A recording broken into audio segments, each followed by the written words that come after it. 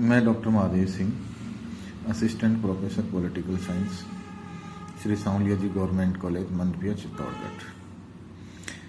हम पढ़ रहे हैं संयुक्त राष्ट्र संघ। संयुक्त राष्ट्र संघ के बारे में हमने जाना कि इसका उद्भव कैसे हुआ, किन परिस्थितियों में किन कारणों से संयुक्त राष्ट्र संघ का उद्भव हुआ, संयुक्त राष्ट्र संघ के क्या सिद्धांत हैं, क्या उद्देश्य हैं, क्या क्या ऑर्गेन्स संयुक्त राष्ट्र संघ के।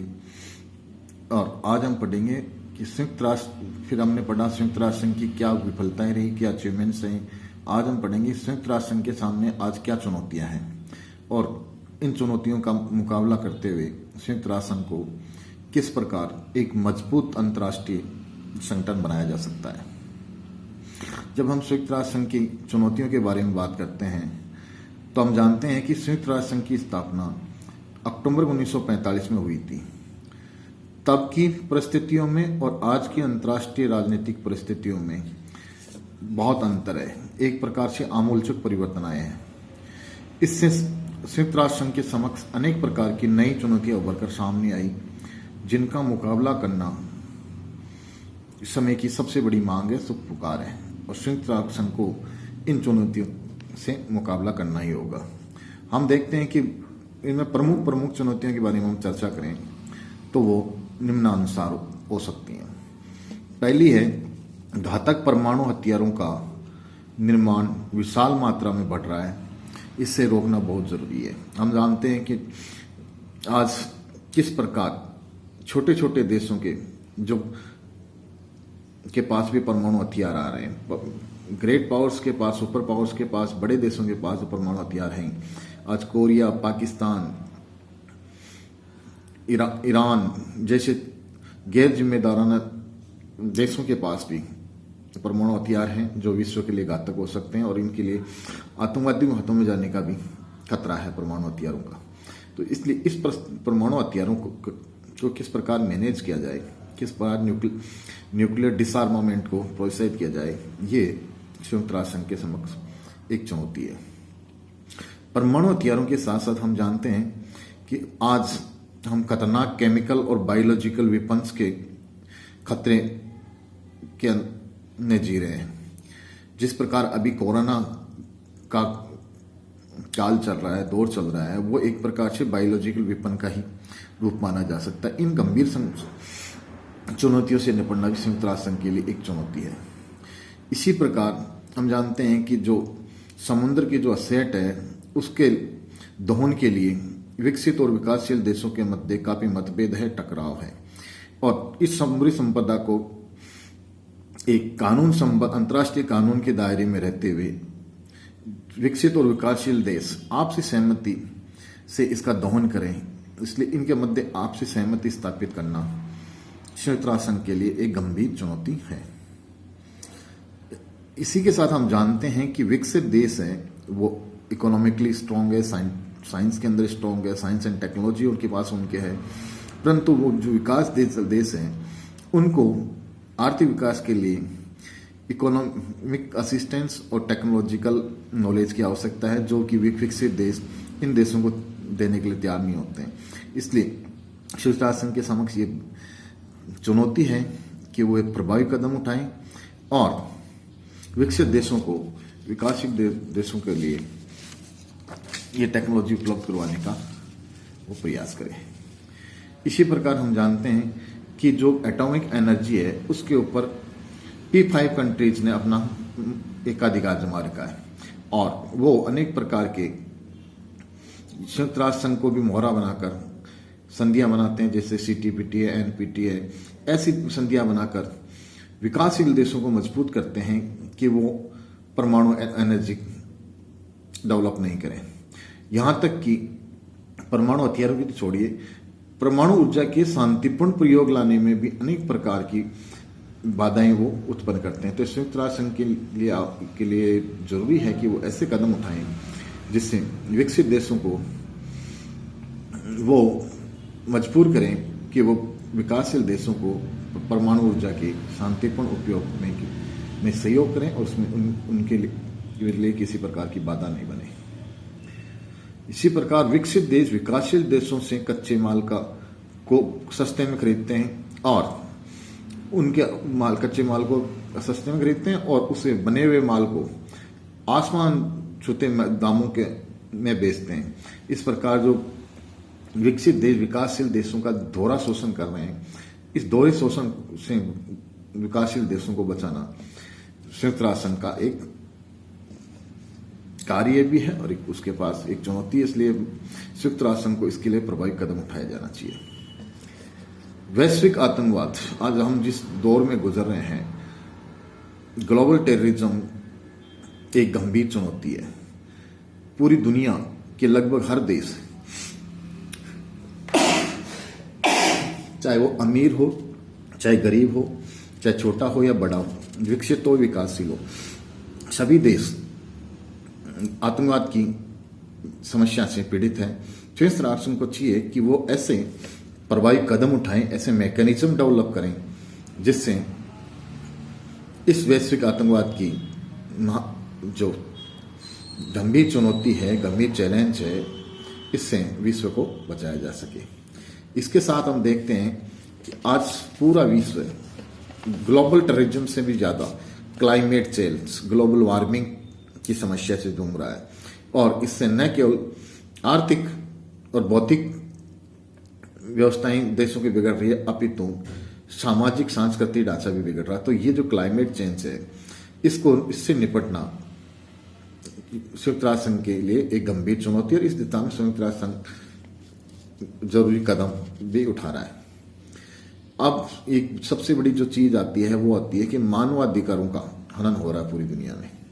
मानवाधिकार व्यक्ति के अस्तित्व से जुड़े अधिकार हैं जो उसके जन्मजात अधिकार होते हैं और प्रत्येक व्यक्ति को के मानवाधिकारों का संरक्षण करना न केवल यूएनओ के लिए अपितु हर राष्ट्र की सरकार के लिए आवश्यक है। मानवाधिकार परिषद के माध्यम से यूएनओ मानवाधिकारों के संरक्षण के लिए काफी अच्छे प्रयास कर रहा है, परंतु फिर भी इस दिशा में संयुक्त राष्ट्र संघ को और भी गंभीरता से काम करने की आवश्यकता है। अब हम बात करेंगे कि संयुक्त राष्ट्र संघ को मजबूत कैसे किया जा सकता है। ये चुनौतियों के बारे में बात की, तो इन चुनौतियों से कैसे संयुक्त राष्ट्र संघ निपटे और किस प्रकार एक मजबूत अंतर्राष्ट्रीय संगठन के रूप में उभरे, इसके लिए कुछ चीजें सुझाव कारगर हो सकते हैं। जैसे नंबर 1 है कि संयुक्त राष्ट्र संघ के जो चार्टर है उसमें संशोधन की व्यवस्था को सरल किया जाए। आज जो संयुक्त राष्ट्र संघ का चार्टर है उसमें किसी भी प्रकार का अमेंडमेंट करना होता है तो वो एक कठोर प्रक्रिया से गुजरना पड़ता है। इसके लिए महासभा के 2/3 सदस्यों के द्वारा प्रस्ताव पारित किया जाना चाहिए। उसी प्रकार सुरक्षा परिषद के 9 सकारात्मक वोटों के साथ प्रस्ताव पारित होना चाहिए। 9 सकारात्मक वोटों का मतलब है कि जो 5 स्थायी सदस्य हैं वो उसके अंदर मतदान में समर्थन करें और अगर उनमें एक भी वीटो कर देता है तो संशोधन की प्रक्रिया रुक जाती है। तो इसके लिए एक व्यवहारिक फार्मूला निकाला जाना चाहिए जिससे कि संयुक्त राष्ट्र संघ इसके चार्टर में जब समय के अनुसार, समय की आवश्यकता के अनुसार उसमें संशोधन किया जा सके। इसी प्रकार चार्टर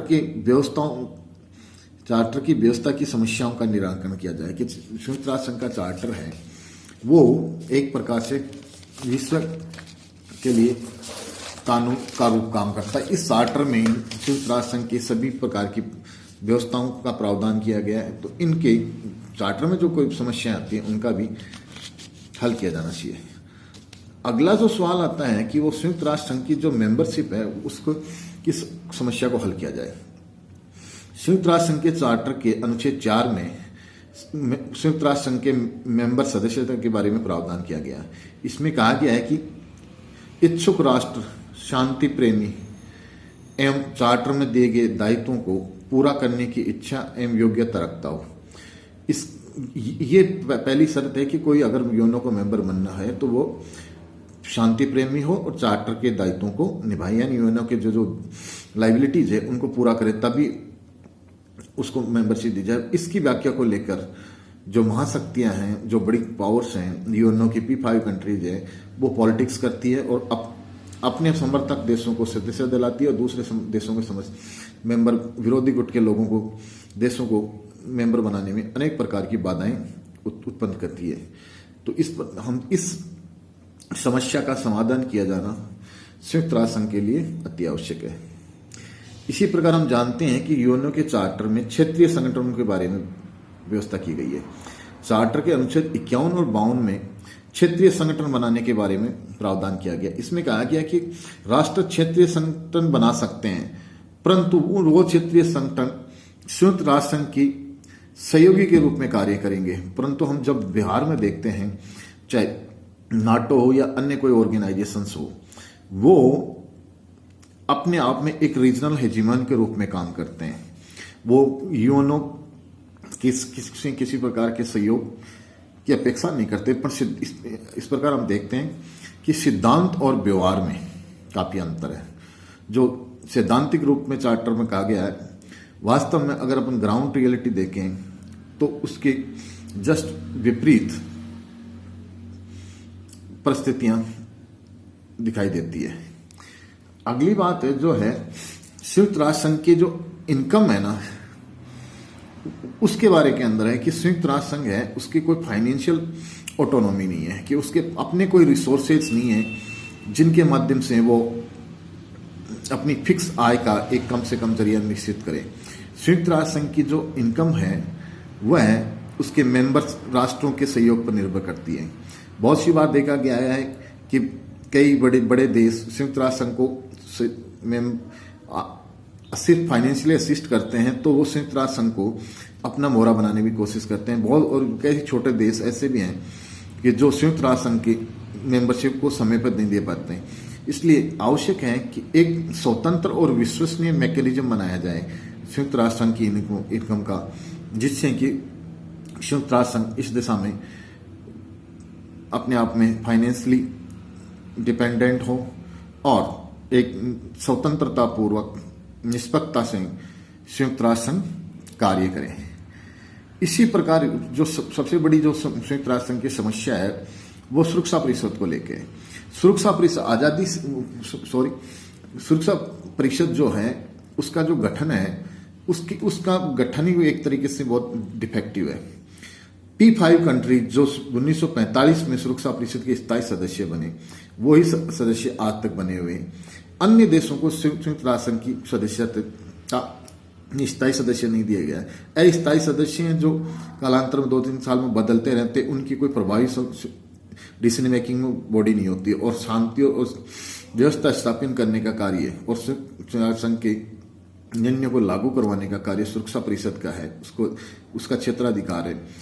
तो आज आवश्यकता है कि इसको सुरक्षा परिषद का डेमोक्रेटिक रूप में स्थापना की जाए और जो अन्य इन P5 के अलावा जो विकासशील देश है, जो उभरती हुई शक्तियां हैं, जैसे भारत है, ब्राजील है, जापान है, ऐसे देशों को सुरक्षा परिषद में स्थायी सदस्यता दी जानी चाहिए और सुरक्षा परिषद का अधिक से अधिक लोकतांत्रिकरण किया जाना चाहिए।